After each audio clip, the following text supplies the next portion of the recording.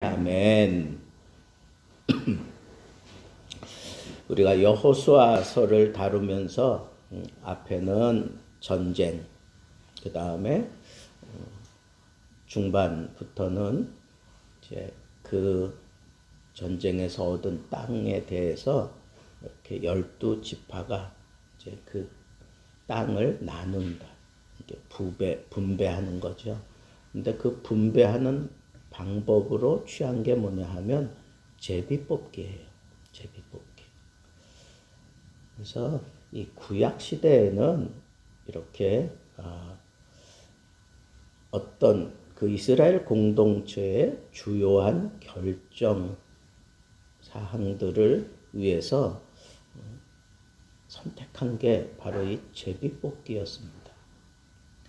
근데 이 제비뽑기가 이게 정말 하나님의 뜻일까? 뭐 이런 생각 해본 적 없으세요? 구약 시대는 그렇다 치자. 그러면 오늘날 이 제비뽑기가 이게 정당한 건가? 정말 그걸 하나님의 뜻이라고 할 수 있을까? 여러분, 제비 뽑아가지고 정말 우리가 기대하지 않는 사람이 만약에 뽑혀가지고 우리를 다스린다고 생각해 보세요. 끔찍한 일이에요. 그런 끔찍한 일을 당하면서 과연 이걸 하나님의 뜻이라고 할 수 있겠느냐 하는 뭐 여러 가지 생각들이 있어요. 물론 구약시대에는 분명히 제비뽑기 하는 일들이 구약시대에는 많았어요. 우리 잠언 18장 18절 말씀 한번 보겠습니다. 잠언 18장 18절.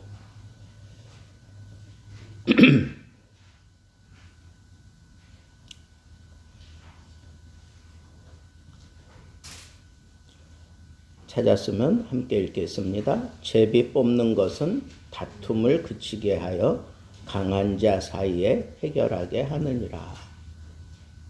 이 제비를 뽑아서 이 강한 자 서로 충돌하고 서로 내가 옳다고 그러는 것들을 이렇게 좀 잠재우고 이렇게 좀 좋은 방편으로 이어갈 수 있는 다툼을 쉬게 하는 그런 방법으로 이 잠언 기자가 그렇게 우리에게 어떤 좋은 단서를 줬어요. 또 이런 표현이 있죠. 사람이 제비를 뽑아도 그 결정은 누가 하신다? 하나님이 하신다. 그것도 잠언 기자의 표현이에요. 구약 시대에는 이게 통용이 됐어요. 이게 통용이 됐어요.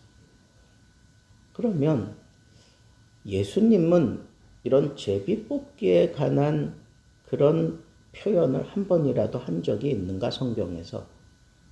없어요. 없어요. 근데 예수님 이후에 제자들에게서도 이 제비 뽑기가 등장해요. 언제 제비 뽑기를 하죠?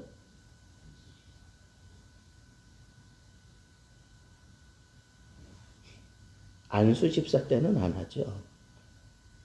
언제 합니까? 예?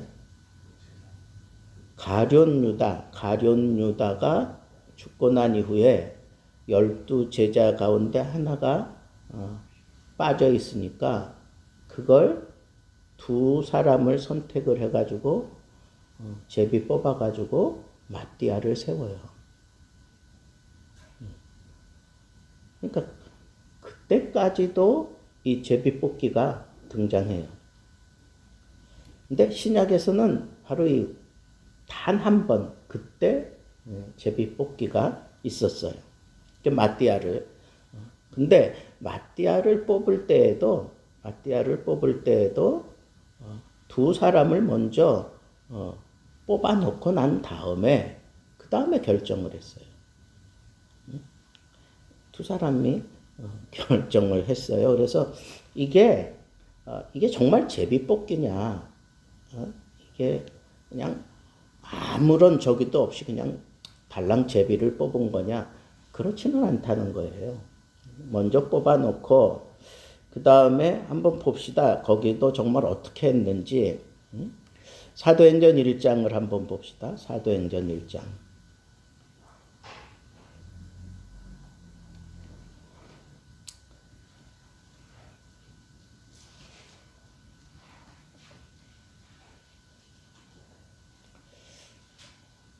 자, 23절부터 읽겠습니다. 그들이 두 사람을 내세우니 하나는 바사바라고도 하고 별명은 유스도라고 하는 요셉과 하나는 마띠아라. 그 다음에 그들이 기도하여 이르되 뭇사람의 마음을 아시는 주여 이 두 사람 중에 누가 주님께 택하신 바 되어 봉사와 및 사도의 직무를 대신할 자인지를 보이시옵소서. 유다는 이 직무를 버리고 제 곳으로 갔나이다 하고 제비 뽑아 마띠아를 얻으니 그가 11사도의 수에 들어가니라. 자, 사도가 될 만한 사람을 천거했어요. 그래서 두 사람이 천거됐는데 그 두 사람 가운데 누가 정말 하나님의 뜻에 합당한 자입니까? 하고 뭐 했다고요? 기도했어요. 기도부터 했다는 거야. 하나님 앞에 기도했어요. 그러니까 하나님 이 두 사람 가운데 누가 정말 하나님의 뜻에 합당한 사람입니까? 우리에게 보이시옵소서, 우리에게 보여주옵소서 라고 그렇게 기도하고 난 다음에 제비를 뽑아서 마띠아를 얻었어요.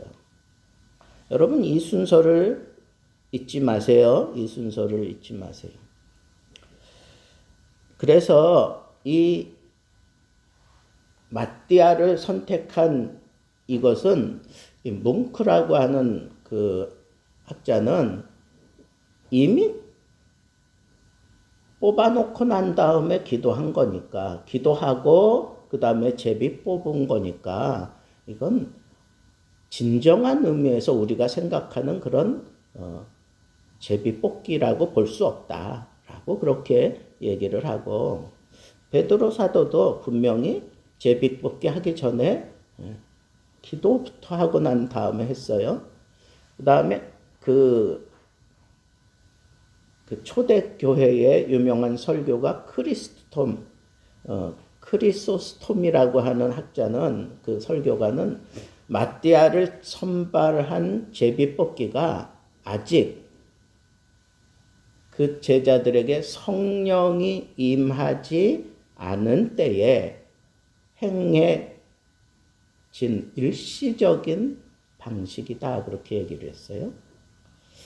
칼빈도 사도행전 1장에 나타난 마띠아 선출 방식이 교회의 목사나 장로처럼 일상적인 공적 직무자를 뽑은 게 아니라 교회 설립을 위임받은 사도의 그 결혼을 보충하는 특별한 경우였다. 그러니까 하나님 앞에 기도하고 하나님의 뜻을 구해서 제비를 뽑은 거다. 하나님이 결정해 주시기를 바라고. 사도니까 왜 교회를 세워야 되는 그런 중요한 시점에 있으니까 하나님께 모든 것을 이렇게 맡겼다라고 하는 그런 측면에서 얘기하고 있어요. 자, 그 다음에 캠벨 몰간이라고 하는 학자는 초대교회가 제비 뽑기로 마띠아를 선출한 것은 바람직하지 않은 선출 방법이었다라고 그렇게 얘기를 해요. 그 다음에 렌스키라고 하는 학자는 또 반대로 제비 뽑기가 규범이다. 이거는 구약 시대부터 내려왔던 규범이다. 그렇게 얘기를 하면서 제비 뽑기가 옳은 거다. 그렇게 주장하기도 해요. 근데 대다수의 많은 학자들이 이 마띠아를 제비 뽑기로 뽑은 것은 구약과 신약 그 중간기, 그걸 어디서 이렇게 얘기를 하느냐 하면 성령이 임했느냐 안 했느냐 그걸 가지고 구분을 해요. 그래서 이 한 사건은 이미 적합한 방법으로 전해져 내려오던 것을 취하여 했을 뿐이다 라고 그렇게 얘기를 해요. 그 다음에 안수집사 뽑을 때 사도행전 6장에서 안수집사 뽑을 때에는 이렇게 제비 뽑아가지고 세운 게 아니에요.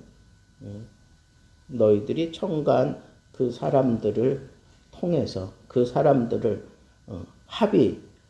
합법적인 그런 방법을 동원해가지고 그렇게 뽑았어요. 이것이 교회의 전통이 시작된 거라고 보는 거예요. 교회에서도 제비 뽑기가 아니라 사람들이 청구하고 그러면 서로 합의해서 그래서 적당한 사람을 세운 거다 그런 얘기. 그래서 우리 지금 이제 우리가 오늘날에 또 이 제비 뽑기를 이렇게 주장하는 사람들이 있어요. 특별히 우리 교단은 우리 대한예수교 장로회 합동 측 교단은 총회장을 세우고 그 다음에 중요한 그런 임원들, 총회 임원들을 세울 때 이 제비 뽑기를 통해서 뽑아요. 물론 뭐 이제 먼저 이렇게 걸을 거는 사실 그 전에 다 걸러지죠. 사실은 걸러지지만 그래서 원하는 사람이 한 사람이면 그냥 된 거고 만약에 뭐 한 자리는 하나인데 거기 뭐 두 사람 세 사람이 이렇게 지원을 했을 때에는 그걸 제비 뽑는단 말이에요. 제비 뽑아가지고 결정을 한다고요. 근데 여기에 대해서도 아주 심각하게 이렇게 이건 신학적으로 맞지 않는다. 이 성경은 오늘날 이 제비 뽑기를 지지하지 않는다. 교회의 전통은 사도행전 6장 성령이 임하고 난 이후에 교회의 전통은 바로 사도행전 6장에서 보여준 것을 따라야 한다. 그렇게 신학적으로 학자들이 그렇게 얘기를 해요.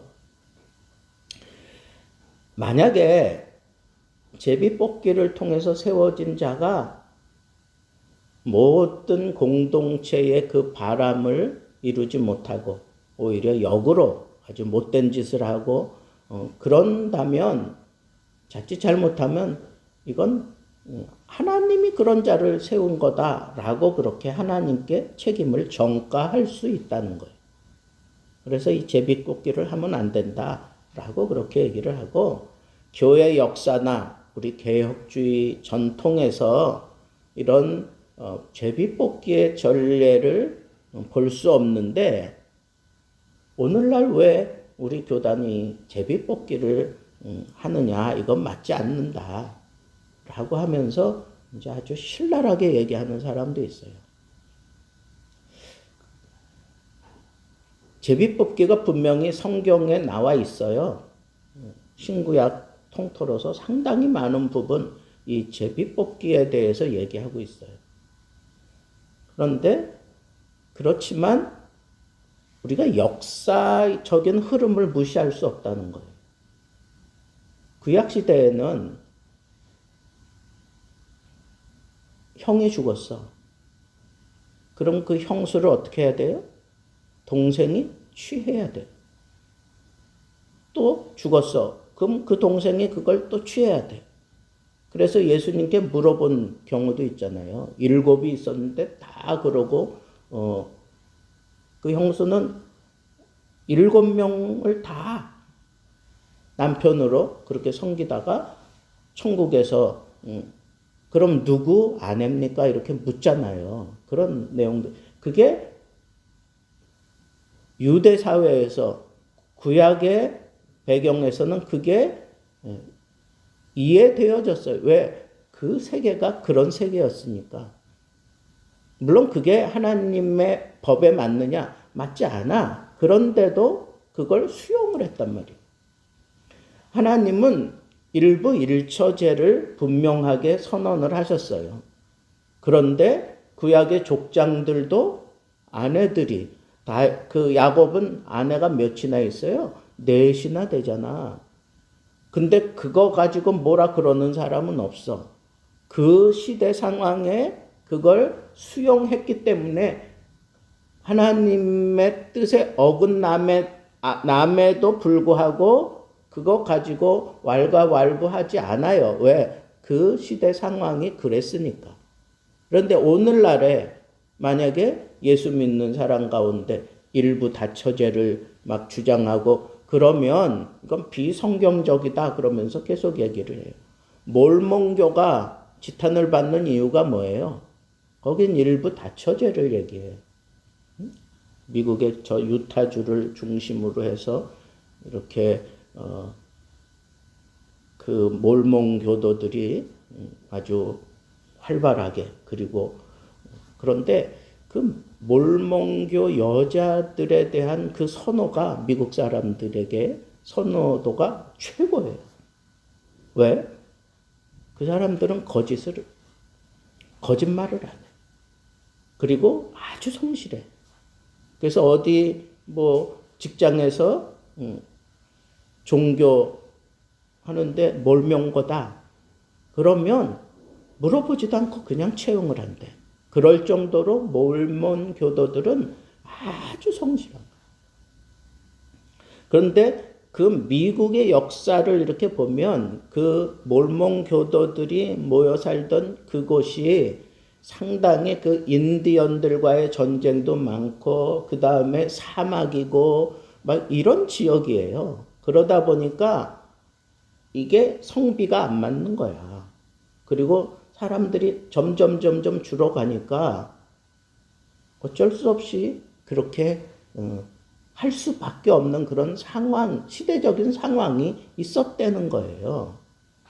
나도 그걸 미국에 가서 알았어.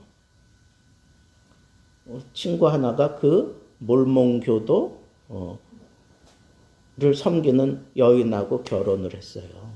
그래서 그 몰몬교에 대한 얘기가 나오다가 설 목사 이거 알아? 그러면서 얘기하는데 그런 얘기를 하는 거예요. 그래서 여기에 대해서 미국에 가가지고 몰몬교들 왜 일부 다처제 뭐 이런 얘기하면 역사적으로 아무것도 모른다고 무식한 사람 될 판이에요. 자, 그러나 성경이 그렇게 수용했다고 할지라도 오늘날 그런 얘기하면 어떻게 돼요? 말도 안 되지. 비성경적이라는 얘기 들을 수밖에 없죠. 그러니까 이 시대의 흐름을 우리가 놓쳐서는 안 된다는 거예요. 그리고 하나님의 그 의지와 그리고 하나님의 그 뜻, 사람의 그 뜻과 이게 배타적인 거다. 그러니까 하나님은 옳고 사람은 무조건 틀린 거다. 이렇게 얘기할 수 없다는 거예요. 그리고 제비뽑기 가운데 넌센스가 하나 있어요. 우리 한번 찾아보겠습니다. 제가 사무엘상 강의하면서 한번 다뤘던 문제인데 사무엘상 14장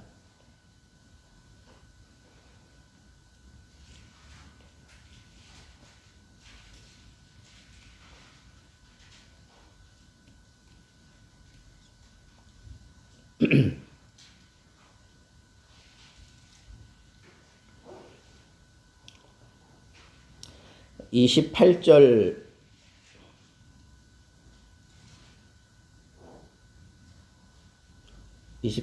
말씀부터 보겠습니다. 그때 백성 중 한 사람이 말하여 이르되 당신의 부친이 백성에게 맹세하여 엄히 말씀하시기를 오늘 음식물을 먹는 사람은 저주를 받을지어다 하셨나이다. 그러므로 백성이 피곤하였나이다 하니 요나단이 이르되 내 아버지께서 이 땅을 곤란하게 하셨도다. 보라, 내가 이 꿀 조금을 맛보고도 내 눈이 이렇게 밝아졌거든. 하물며 백성이 오늘 그 대적에게서 탈취하여 얻은 것을 임의로 먹었더라면 블레셋 사람을 살육함이 더욱 많지 아니하겠느냐. 그날에 백성이 믹마스에서 아흘론까지 블레셋 사람들을 쳤으므로 그들이 심히 피곤한지라. 뭐 이제 이런 얘기들이 이제 나와요. 그게 뭐냐 하면 이 블레셋 사람들과 이렇게 싸우는 동안에 너무 이 전쟁이 격해지니까 그 사울이 이런 얘기를 해요. 24절에 보면 이날에 이스라엘 백성들이 피곤하였으니 이는 사울이 백성에게 맹서시켜 경계하여 이르기를 저녁 곧 내가 내 원수에게 보복하는 때까지 아무 음식물이든지 먹는 사람을 저주를 받을지어다 하였음이라. 그러므로 모든 백성이 음식을 맛보지 못하고 뭐 이제 이런 얘기가 나와요. 그렇게 이제 얘기하는데 이 요나단이 그의 아들 요나단이 지팡이에다가 그걸 해가지고 먹었단 말이에요. 그리고는 이 전쟁을 이제 다 치르고 난 다음에 이 전쟁에서 뭐 심각한 그런 이제 범죄했다고 고기를 피째 먹어가지고 여호와께 범죄했다. 너희에게 믿음이 없이 행했다. 뭐 그러면서 이제 먹지 말라 그랬는데 그런 일들이 이제 일어났어요. 그래가지고 거기서 이제 이 죄가 누구 죄인지 이제 제비뽑기를 해요. 이 제비뽑기 해가지고 이 제비뽑기가 누구에게 걸렸겠어요? 요나단에게 딱 걸린 거야. 요나단에게.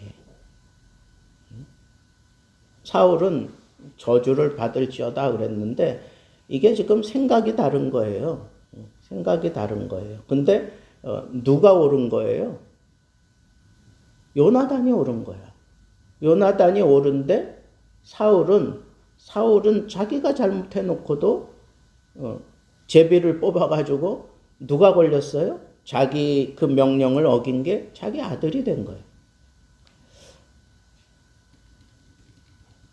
여러분 이게 무슨 얘기예요? 제비뽑기 한다고 해서 다 하나님의 뜻대로 나타났느냐? 구약시대에 그런 게 아니에요.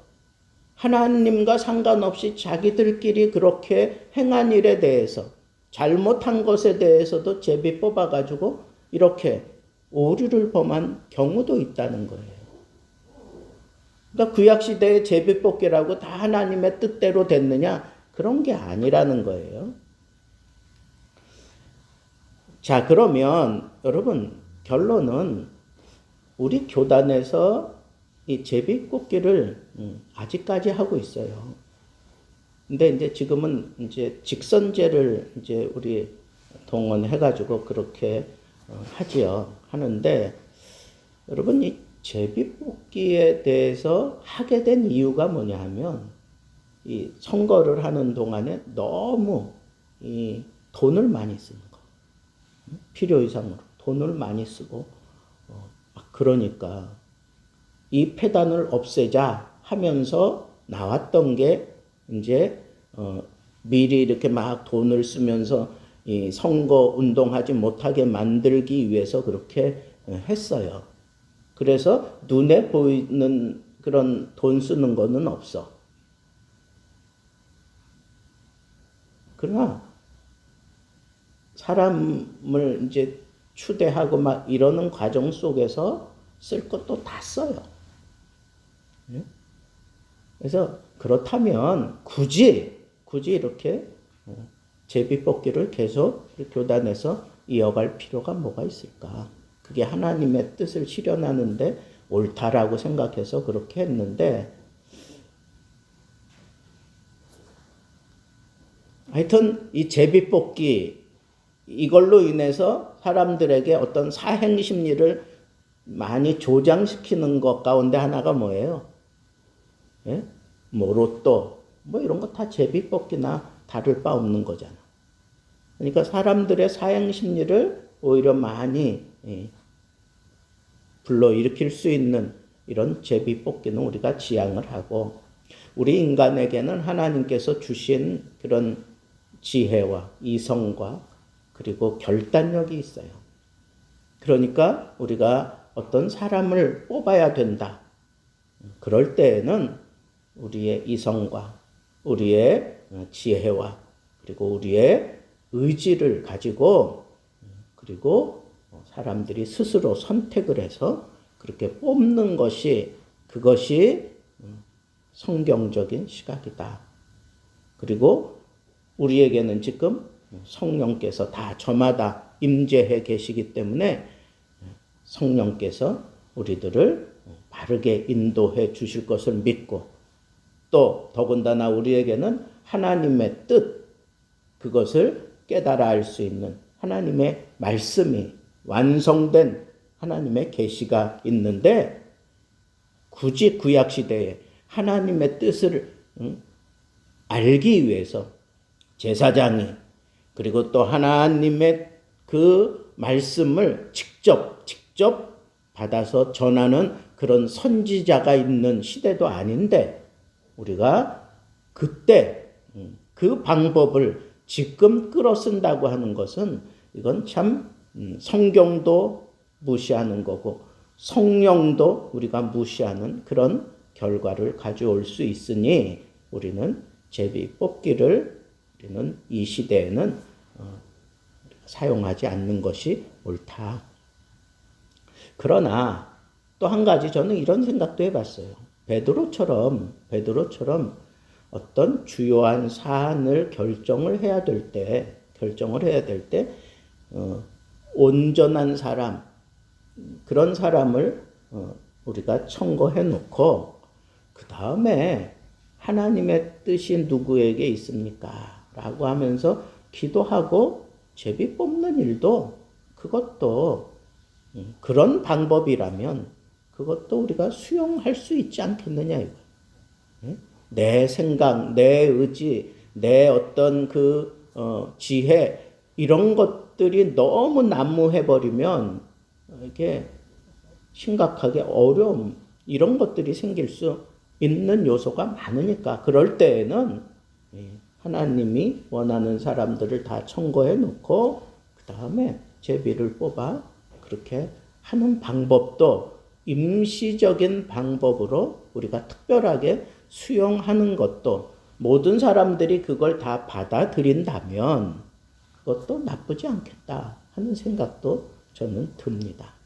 그러니까 여러분들이 잘 취사 선택했으면 좋겠고요. 자, 그런 측면에서 이 구약 시대가 그런 것들을 수용하던 그런 시대니까, 여기 이스라엘 백성들이 지파를 따라서 이렇게 땅을 분배하는 것은 몇 가지 지침이 여기 나와요. 첫째는 이 받은 기업에 대해서 분배했다 그랬어요. 받은 기업에 대해서. 그러니까 받지 않은 것에 대해서 분배하면 안 된다는 거예요.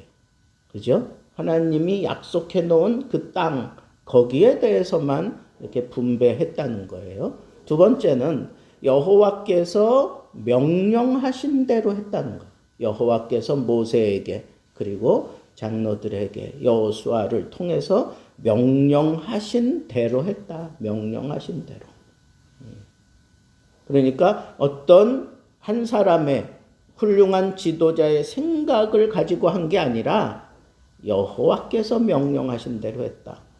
그리고 세 번째는 그들의 기업을 제비 뽑았다라고 하는, 이 제비 뽑아서 했는데, 이 제비 뽑아서 하는 것도 사실은 베드로가 미리 청거한 사람들 딱 청거하는 것처럼 두 지파반은 이미 동편에 이미 얻어놓은 그 땅을 이렇게 나누었어요. 그 다음에 이제 서쪽에 모든 지파들이 9지파 반이 이 서쪽 지역에서 이제 제비를 뽑아가지고 차지하게 되는데, 그 제비를 뽑아 차지할 때 우리가 지난 시간에 살펴본 것처럼 가족의 수를 따라 했다. 가족의 수를. 이건 그런 상징적인 거예요. 그게 뭐냐? 가족이 많으면 마땅히 좋은 땅, 그리고 넓은 땅, 뭐 이런 것들을 줄 수 있어요. 그리고 먼저 하나님 앞에 헌신하고 그랬던 사람들은 자기들이 원하는 대로 동편 땅을 하나님이 허락해 주셨어요. 그러니까 이건 어떤 의지적으로 자기가 여호와의 그 기업을 내가 받았다라고 생각하고 하나님 앞에 먼저 구한 사람들, 그리고 난 이후에 그 구한 대로 나에게 주실 그것을 내가 믿고 전쟁에 앞장서서, 항상 앞장서서 나가서 싸웠잖아요. 그러니까 그런 의지적인 그런 행동을 보인 사람들에게 그에 따르는 그런 지파대로, 그에 따르는 분량대로 하나님이 주셨다라고 하는 것을 우리가 알 수가 있고, 그 다음에 레위 지파는 땅을 분배받지 못했어요. 대신 그 12지파에 흩어져서 거기서 그들이 주는 11조를 가지고 그들이 살았어요.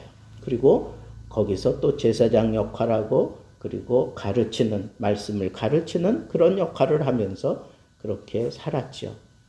또 같은 의미로 요셉에게는 이 두 지파를 줬어요. 그죠? 므낫세와 에브라임, 그 두 아들에게 각각 지파를 형성하게 했어요.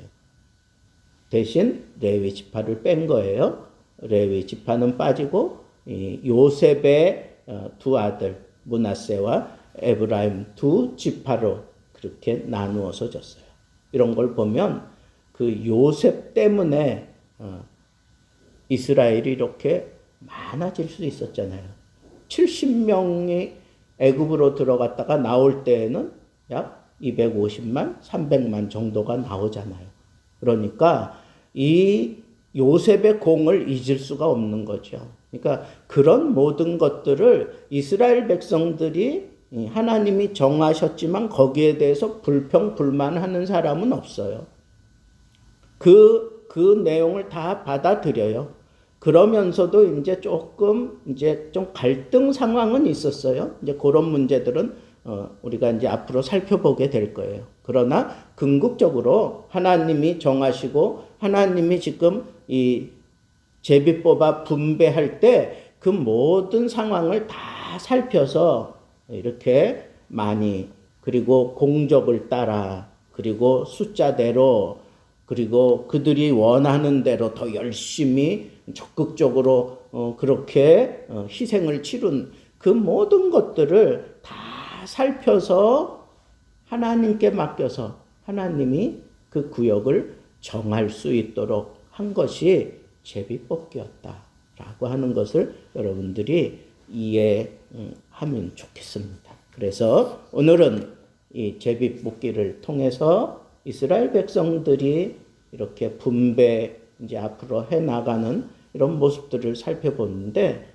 오늘날 이 제비뽑기가 과연 옳은 건가 하는 이런 문제들에 대해서는 제가 여러분들이 판단할 수 있도록 말씀을 드렸습니다. 어떤 의미로는 내 인생 이거냐 저거냐 선택할 때 정말 하나님이 결정해 주십시오.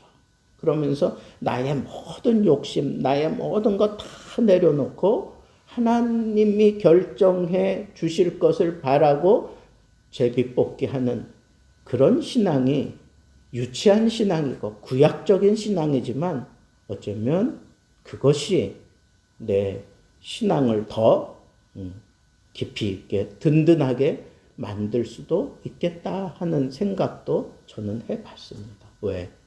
나를 철저하게 내려놓고 하나님의 뜻에 모든 것을 순종하겠다고 하는 그런 자세로 제비뽑기를 해야 되겠기 때문입니다.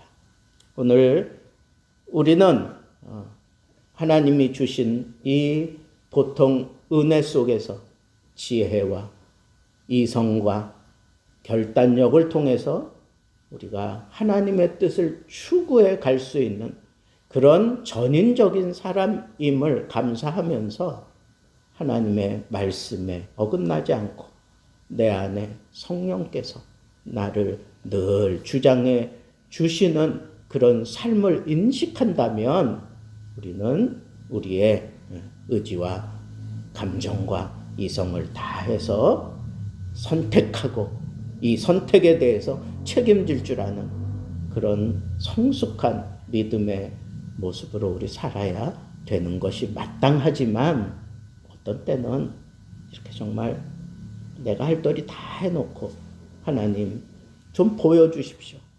하나님의 뜻을 보여주십시오.